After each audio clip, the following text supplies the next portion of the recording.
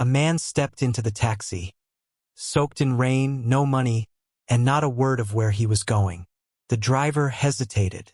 He'd barely earned enough to feed his kids that day. But instead of turning him away, he did something crazy. He drove him for free. Welcome to Stories with Mr. Gray.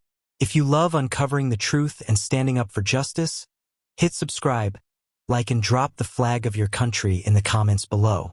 Jordan, the taxi driver, usually had days filled with small blessings. A decent fare here, a warm thank you there. Nothing extravagant, but enough to keep the lights on and food on the table. But today wasn't one of those days. The engine coughed more than it purred. The weather was miserable, gray skies pouring down like punishment. His phone barely buzzed. Tips. And rent was due tomorrow. His daughter had outgrown her only pair of shoes. His son needed asthma medication. And Jordan, he just needed a break. Still, he kept circling the streets of the city, holding on to that last bit of faith that something would turn around. That's when he saw him, standing under a flickering streetlight, soaked to the skin. No umbrella, no suitcase, just a look of someone who hadn't been looked at in a long time. Jordan could have kept driving. Others already had. But something about this man made him stop. Maybe it was the hollow look in his eyes. Maybe it was the whisper of his late mother's voice in his head. If you can help, help. So he did. Hop in, he said, unlocking the doors without even asking where the man was going. The man looked shocked, like no one had done anything kind for him in years. That ride didn't cost Jordan much, but it would end up rewriting the story of his life. The man slid into the back seat slowly, like someone who hadn't sat in warmth for days. He didn't speak at first, just stared out the fogged-up window, dripping rain onto the torn vinyl seat. Jordan glanced at him through the rearview mirror. Anywhere in particular? A pause. Just drive, the man muttered. So Jordan did. The streets were quiet, washed in gray, the city breathing in low sighs. For a while, neither of them spoke. Only the soft thump of the windshield wipers broke the silence. Jordan wasn't sure why he didn't press for details. Normally, he'd want a destination, at least a name. But tonight, something told him, this ride was more than a job. After 10 minutes of silence, the man finally spoke. I used to be someone. Jordan raised an eyebrow. Aren't we all? No, I mean really. I had a job, a fiancé, a future. Jordan kept his eyes on the road. What happened? Bad decisions. Worse timing. He laughed bitterly. Got laid off during a merger. Thought I'd bounce back. But couldn't. Then the debt started stacking. She left.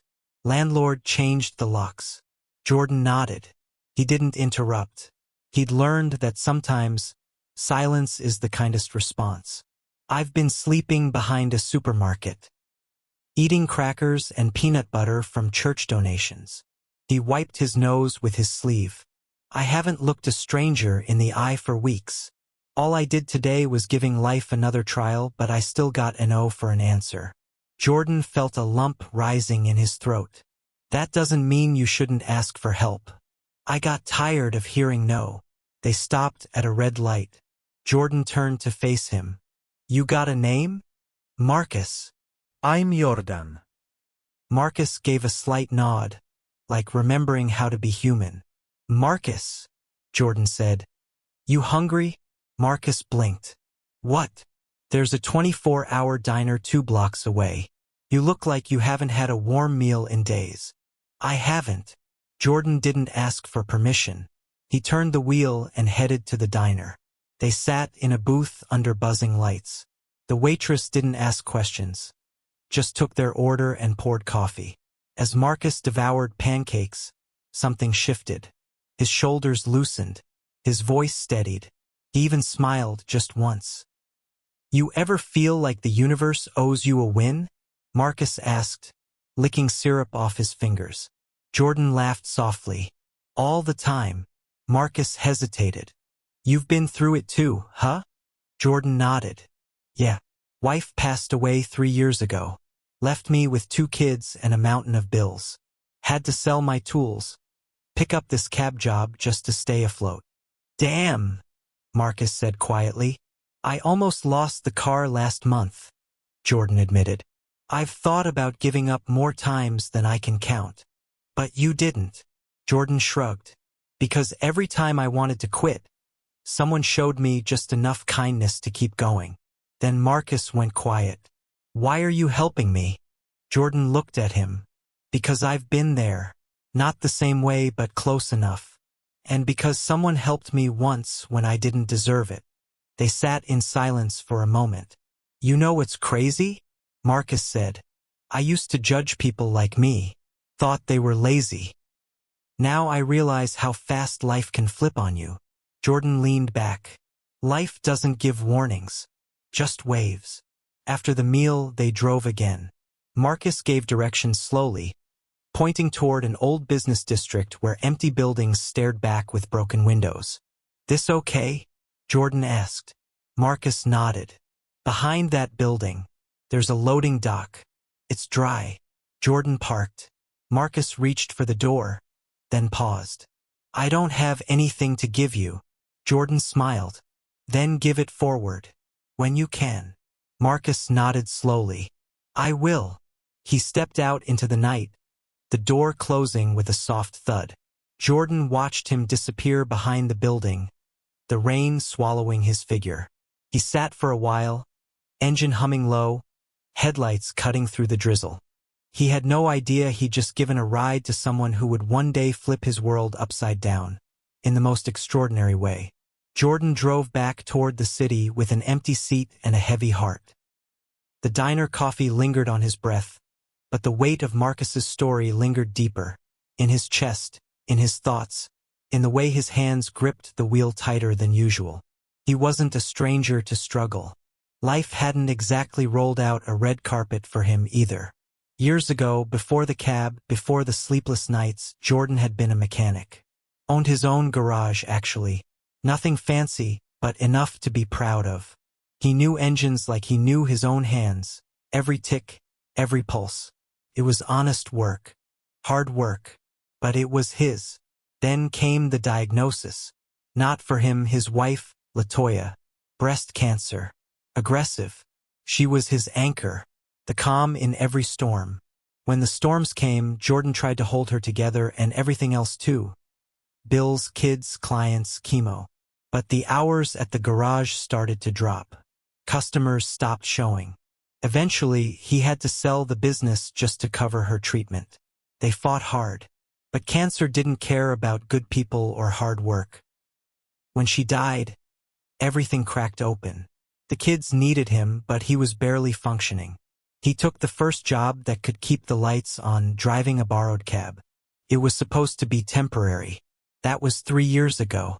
Most days, Jordan put on a smile that didn't reach his eyes. He joked with passengers, played gospel music softly through the speakers. But underneath, he was exhausted.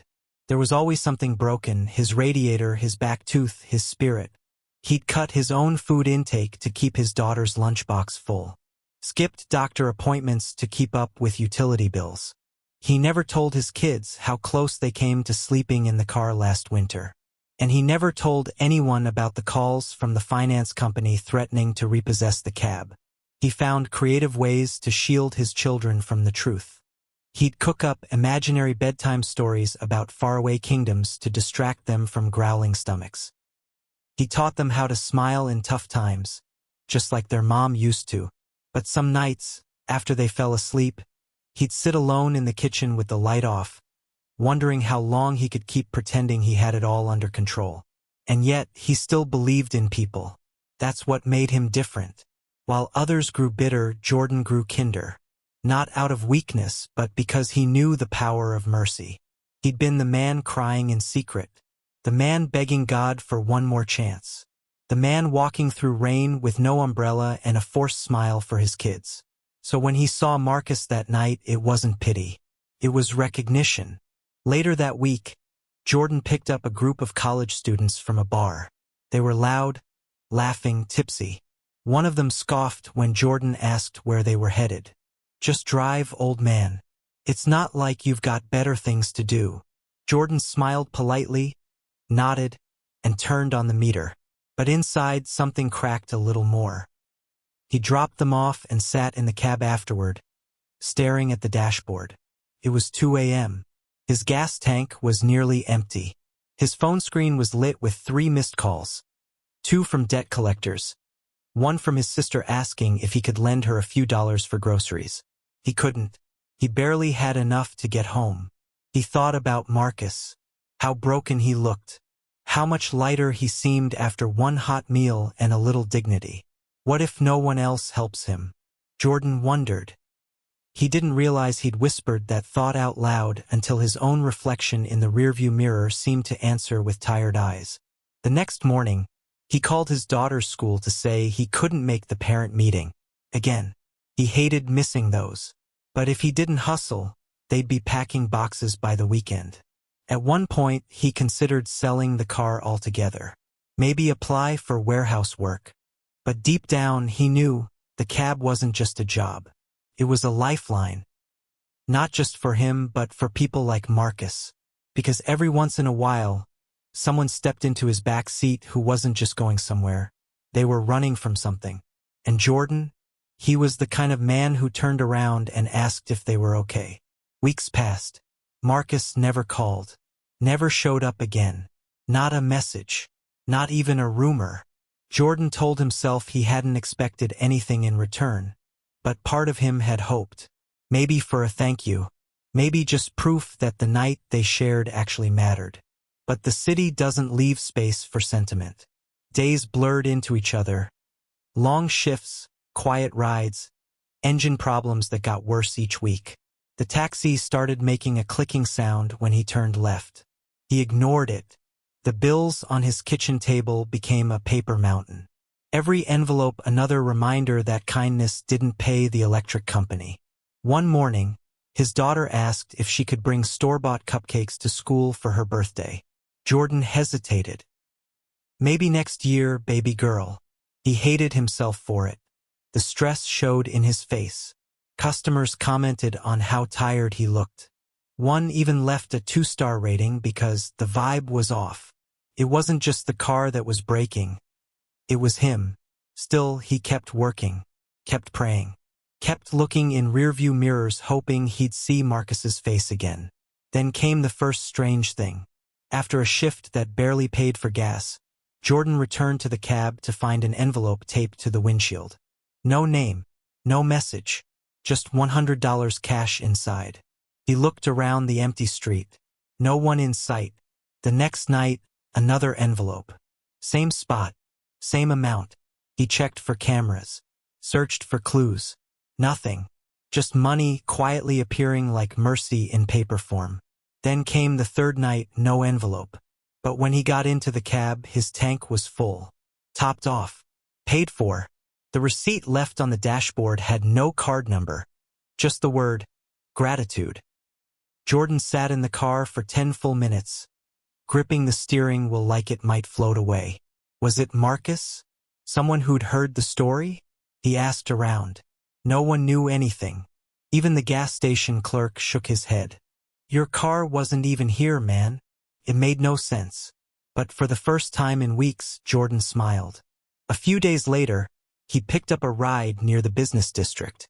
A woman in a crisp suit, polished, confident. You're Jordan, right? She asked as she got in. He nodded, surprised. Have we met? No, she said. But I've heard of you. He glanced at her through the mirror. From who? Before he could ask further, she pulled out her phone. Just drive, please. We're on a schedule. He dropped her off in front of a tall office building. As she stepped out, she handed him a small envelope, this one sealed. Inside was a card. No name, just a number, and a note written in fine print. Keep showing up. You're being seen. Jordan sat there for minutes, rereading the message. Something was happening. He just didn't know what. That night, it all crashed again. The cab broke down in the middle of an intersection. Horns blared. Drivers yelled. Jordan opened the hood, hands shaking, grease staining his shirt. It was hopeless. A tow truck showed up hours later. He didn't have the money to cover the tow, let alone the repairs. He walked home, 10 blocks through the rain, coat soaked, thoughts spinning. Was this how it ended? All the giving, all the praying, all the hoping, just to end up back at zero? He didn't sleep that night. He lay in bed, listening to his son cough in the next room and wondering how he'd explain losing the only thing keeping them afloat. At dawn, his phone rang. Unknown number. Jordan? A man's voice said. Yes. Who is this? There was a pause. Familiar but unsure. I need to see you. It's important. Jordan sat up. Who is this? Same diner. 1 hour. Please. Click. He stared at his phone. Who could it be? Then a thought rushed to his mind. He had not taken anyone to diner recently, but he remembered the last one he went. He threw on clothes, grabbed his keys and rushed out. No working car. No cab. So he took a bus, then ran the last 4 blocks. When he walked into the diner, his eyes scanned every booth. And there, by the window, was Marcus. But it wasn't the same man. Marcus wore a tailored suit, fresh haircut, clean shave. His posture radiated confidence. His face, once gaunt and tired, now looked alive. Jordan froze. Marcus stood, smiling. Sit down, brother. We've got a lot to talk about. Marcus stood as Jordan approached, extending his hand with a steady confidence that hadn't been there weeks ago. Brother, he said warmly, sit down. Breakfast's on me. Jordan took the seat slowly, studying him like he wasn't real. You look different. Marcus smiled. Yeah, a lot's changed. He waved the waitress over and ordered 2 coffees and pancakes for both of them, just like last time. Except this time he spoke like a man who wasn't counting pennies. He wasn't rushing. He wasn't flinching at prices on the menu. Jordan leaned in. What happened to you? Marcus nodded. You remember that night you picked me up? Course I do. Well, I never forgot it. He took a sip of water, then looked Jordan dead in the eye. That was the night I decided not to take my own life. Jordan's face dropped. I didn't tell you then, but I had a note in my coat pocket. I had a plan.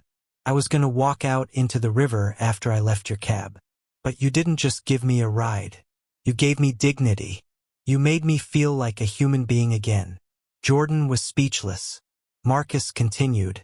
That meal, that conversation, it snapped something in me, made me believe that maybe I wasn't finished yet.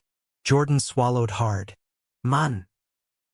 Marcus reached into his briefcase and pulled out a glossy folder.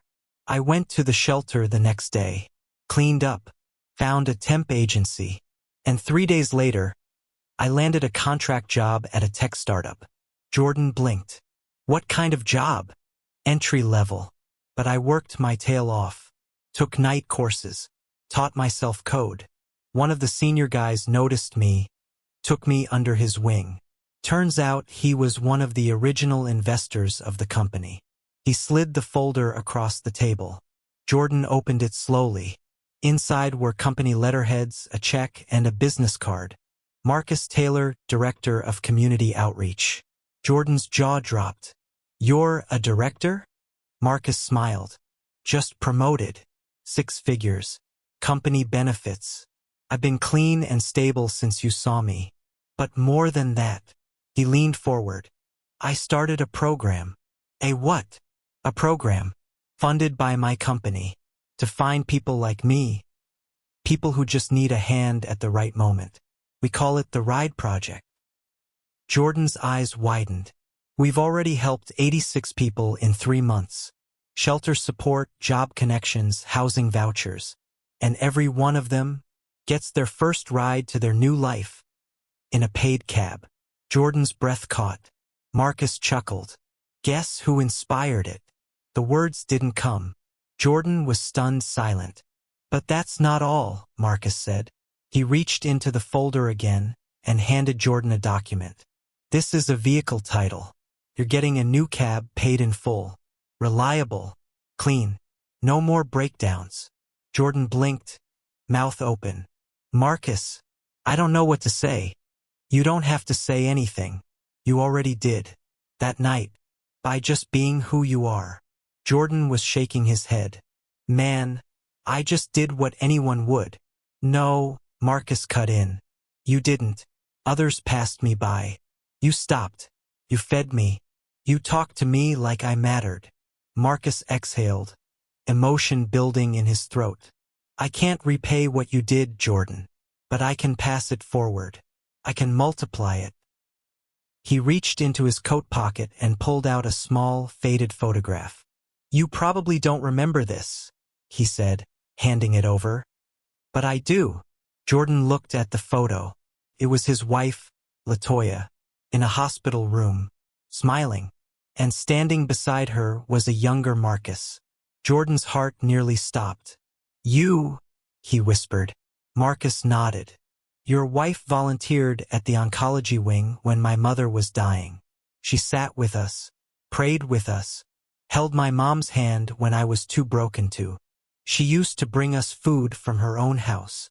Jordan's hand trembled, tears filling his eyes. After my mom passed, your wife gave me one last hug. She told me, the world doesn't need more success. It needs more compassion. Marcus wiped his face. When you picked me up that night, I didn't recognize you. But I recognized her words.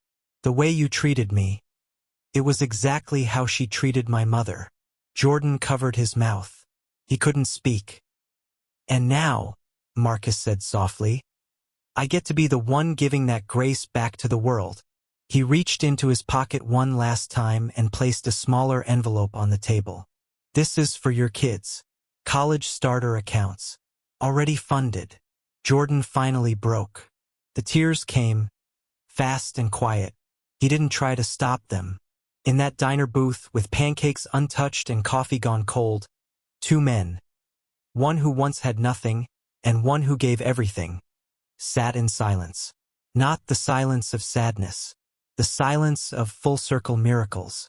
One ride had changed everything. Jordan didn't drive home that day.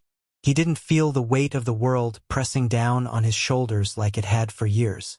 Instead, he stood outside the diner for a long while, holding the folder, the car title, the college fund documents, and that photo of Latoya. The same smile she wore in that hospital room, the one that always. Then national. Interviews, podcast invitations, TV guest appearances. But Jordan didn't chase the attention. He stayed grounded, always behind the wheel, always within reach of someone who might need him. And Jordan? He wasn't just a cab driver anymore. Marcus invited him to speak at events, conferences, schools, shelters. He didn't like microphones, but every time he told his story, people listened. Because it wasn't just about him, it was about what one moment of kindness could become. He would say, I didn't give him money. I gave him time. I gave him dignity. That's what saved him. And maybe it saved me too. He got emails from people around the world. Messages like, I was going to give up, but then I saw your story. I didn't know one ride could change a life. My father was a cab driver too. He died last year. You reminded me of him. One day, a teenage girl stopped him outside a grocery store. You're Mr. Jordan, right? Yeah. My mom said you gave her a ride once. She was crying and you didn't charge her. You played her favorite song and told her everything would be okay. Jordan smiled. Did it turn out okay? The girl grinned. Better. I'm in college now. Another time, an elderly woman got in his cab and started sobbing before she even said hello. When Jordan asked if she was okay, she just said, You're the man from the video. I didn't know people like you still existed. That night, Jordan tucked his kids in with full bellies and laughter echoing through the hallway. There was no eviction notice taped to the door. No darkness hanging over the bills. The fridge was stocked. The house was warm, safe. He sat at the kitchen table, lit by a lamp that used to flicker, and opened his notebook. He started writing a list titled, People Who Gave Me Hope. At the top, he wrote, Latoya. Right under it, Marcus. And then, something surprising, he wrote his own name too. Because sometimes, giving hope means refusing to quit when the world gives you every reason to. Sometimes, you are your own miracle. The story of the black taxi driver who gave a free ride went viral.